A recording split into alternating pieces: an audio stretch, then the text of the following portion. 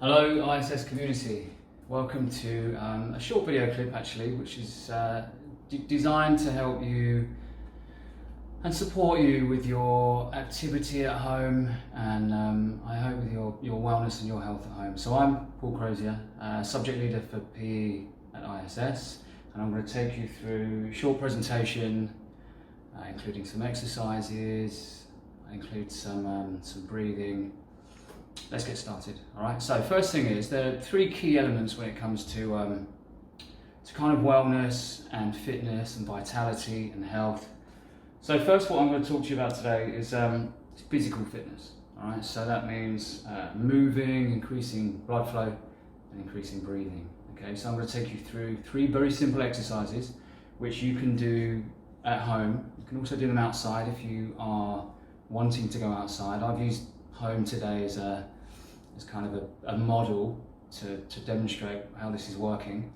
So first of all, I'm going to take you through three very simple exercises. The first, and we use this a lot in curriculum time for warm-ups and exercises, is star jumps. So feet width, shoulder width apart, hands above heads, and you are literally star jumps. You can do this for maybe 20, 30 seconds. I will talk to you about that again in a second. So that's exercise one, star jumps. Exercise two will be high knees, so standing, feet closer together, and you are coming up. Again, stay on your toes, keep your head up, and use your arms. So that's exercise two.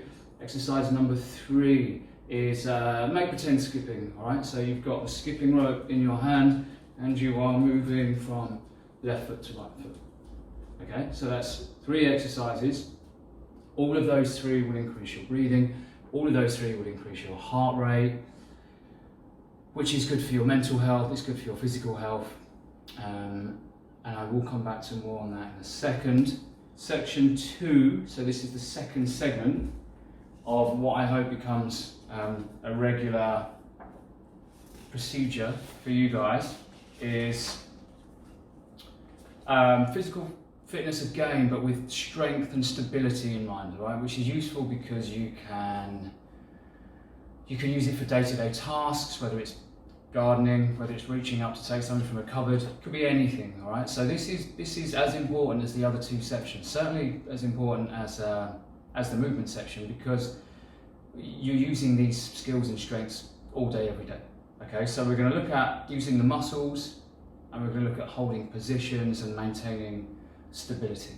Okay, so again, I've chosen three exercises which I think you can use that are reasonably straightforward. They're good for beginners and they're good for more advanced users. I will take you through different versions of each exercise. So the first exercise is the plank. Okay, I'm sure you've all heard of it. So you'll be coming down into, you can start with your elbows on the floor, and ideally you will lift your body so that it's off the floor. If that's too difficult, you can put your knees on the floor and hold. Okay, so I will talk to you again shortly about how long you should be doing this for. So that's exercise number one. Okay, exercise number two, come back to a standing position, feet shoulder width apart. This is a squat, okay, so a seated squat. So what's happening is, get your balance, you can use your hands in front of you for balance, and you're going to slowly come down, down, until roughly you've got right angles here at your knees. Don't worry if you are only here, that's fine, provided you're holding it and it's still, and you're using the muscles in your legs to maintain stability. Okay, so that's exercise number two, a seated squat. Okay, exercise number three for the stability. And I've got a towel here for you as well. I will talk about safety at the end of the session and what you can do to make sure that these exercises are safe. I've used a towel. Not everyone will have one of the yoga gym mats. So I've used a towel because I would hope that everyone has a towel. You can just roll it up to make it the right size. And the V-sit, exercise number three, is this. Okay, so that's the V-sit. Try to initiate your core and your leg muscles and just hold. Again, I'll talk to you about for how long to do these in a second. for now, I just want you to look at the movement and the shape. All right.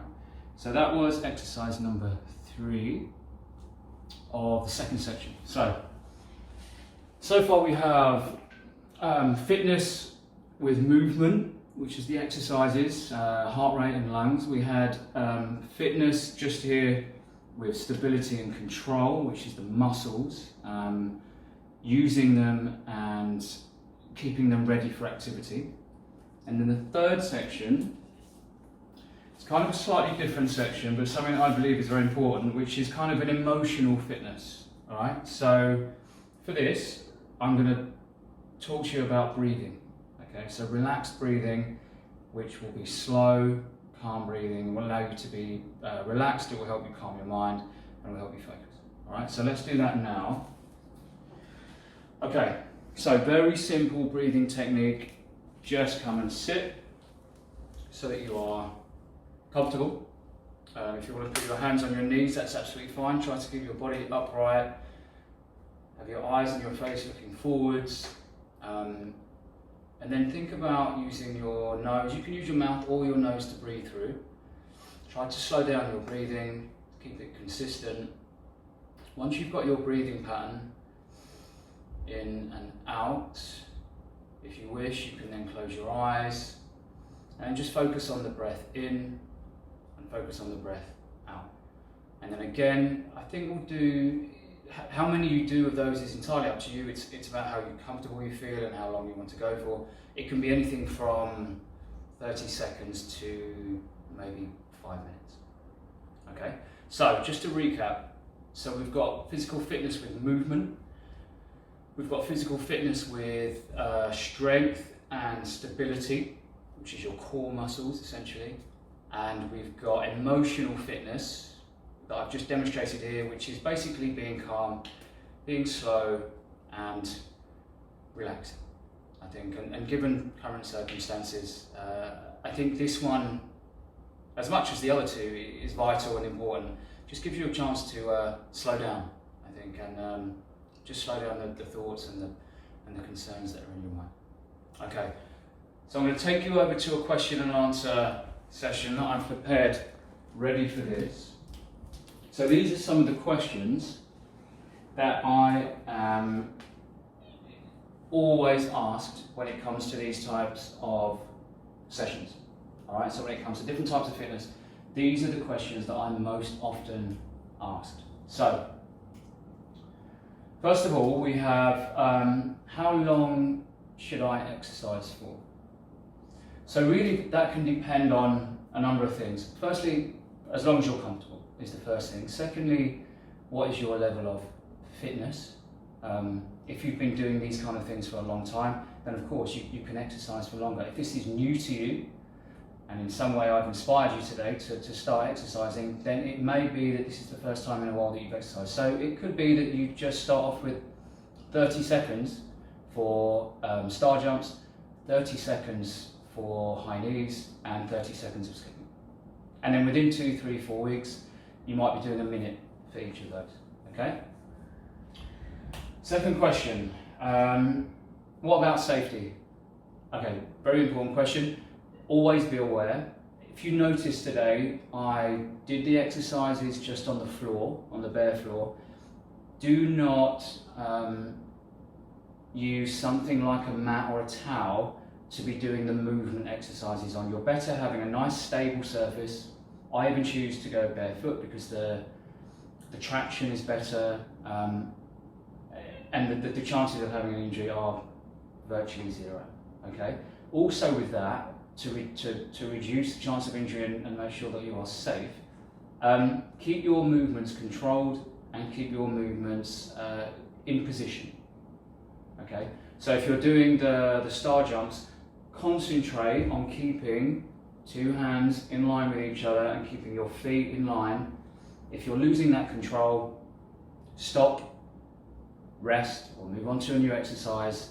What will happen is, as your stability and your balance and your fitness improve, you will be able to maintain control for these movements for longer. Okay. Okay. So next question that I am often asked: how long should I hold the positions for? So the plank, the V-sit, I would say again, linking that to how long should I exercise for, it's as long as you feel comfortable with. And the more that you do these exercises, the longer that you'll be able to do them for. Don't feel any negativity if you just do 10 seconds for a plank, that's absolutely fine. And 10 seconds for a squat sit or 10 seconds for a V-sit, because next time it will be 12 seconds and then 14 and then 15 and 20. So really it's for you to judge your progress. There's no set time for you to have to do an exercise for, all right? It's just what you can do safely, okay? So next question, how long should I do the breathing exercise for? Okay, with the breathing, it can range from a minimum, as I mentioned, it can range from a minimum of even 30 seconds will be beneficial for you. You may not know it immediately, but 30 seconds will be very beneficial for you, certainly over a long period of time. Anything up to, people spend 60 minutes breathing, and they enjoy it, they feel the benefit from it. So really, the window is wide and open on that, but try to do a minimum of 30 seconds. And also, before I move on to the next question, I just want to mention, if you do the breathing regularly, that will have a huge impact on the effectiveness. Okay, so daily, twice a day is fine. Okay, daily, not so much one day and then 4 days later and then 2 days after. With the breathing, much the same as the exercise and the balances, daily is good. Okay, a routine.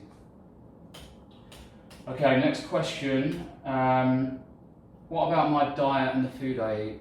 Okay, this is a straightforward one really, and it's the advice that I give to anyone that talks to me about nutrition and food, which is really, at this stage, if you're exercising, that's great. If you're doing your core stability, that's great. If you're breathing, that's great.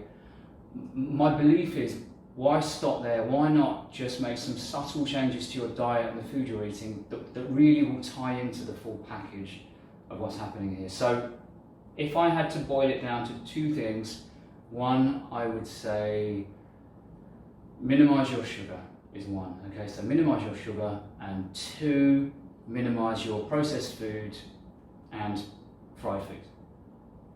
Okay, so sugar, less, processed food and fried foods, less. Those two things alone, on their own, without any exercise or breathing, will make a big difference. But with the breathing and the exercises and the conditioning, you really have got quite a powerful package of fitness and wellness, I think. Okay, so I think final question, we have, I left this till last on purpose. So the question is, what if I'm not motivated? Which I understand, and there are days when even I'm not motivated to exercise. You have to overcome yourself, that first hurdle. So you have to begin to do the exercise. You have to just make yourself start. Okay, once you start, I virtually promise you that the enjoyment and the improvement in fitness will motivate you beyond that point. But for yourself, for that first session, you have to just do it. Okay, you have to convince yourself that it's worthwhile. Once you've done the first one, the others do become easier. Okay, so really, as I put here, starting is the key. Just do whatever it takes. The first one, I'm hoping that I might have helped in this. The first one is the big step. All right. Okay, so that is the session from me. Thank you very much for your time. If you wanted to contact me, you can at ISS, Crozier, iss.edu.sg. Very happy to answer questions and help with motivation. At this stage, I know it's very difficult for all of us, particularly if you're inside a lot of the time, it can get difficult with space. I do genuinely believe that this type of structure and schedule will really help. Okay, so remember the exercise, move, breathe, be safe, eat well, and I wish you all the best. Thank you very much.